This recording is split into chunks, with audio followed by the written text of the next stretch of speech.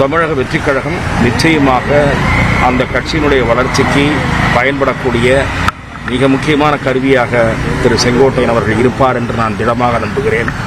அது தவிர திரு செங்கோட்டையன் அவர்கள் தமிழக வெற்றிக் கழகத்தில் இணைந்த பிறகு அவருக்கு அளிக்கப்படுகிற முக்கியத்துவம் அல்லது பொறுப்பு, கௌரவம், அதை பார்த்து அண்ணா திராவிட முன்னேற்ற கழகத்தில் இருக்கக்கூடிய அதிருப்தி மனநிலையில் இருக்கக்கூடியவர்கள் சிலர் அவருடைய முடிவை பின்தொடர்வதற்கான வாய்ப்புகள் இருப்பதாகவும் நான் பார்க்கிறேன். இன்றைக்கு தமிழக வெற்றிக் கழகம் என்பது திராவிட முன்னேற்ற கழகத்திற்கு போட்டியாக தேர்தல் களத்தில் சொல்லப்போனால் பிரதான போட்டியாளராக அண்ணா திராவிட முன்னேற்ற கழகத்திற்கு சமமான வலிமையோடு திகழ்கிற ஒரு அரசியல் சக்தியாக இருக்கிறது. சில பகுதிகளிலே அண்ணா திராவிட முன்னேற்ற கழகத்தை விட தமிழக வெற்றிக் கழகத்திற்கு கூடுதலான ஆதரவு இருப்பதாக எனக்கு தெரிந்த கருத்து கணிப்புகளை நடத்துகிற 1-2 நண்பர்கள் தெரிவிக்கிறார்கள்.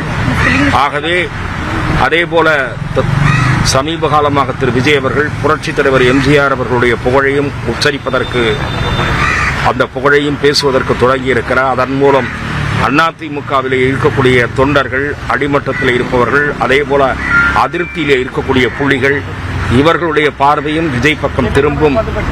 மேலும் சிலர் அடுத்தடுத்த நாட்களில் இணையக்கூடிய வாய்ப்புகளும் இருக்கும் என்று நான் நினைக்கிறேன்.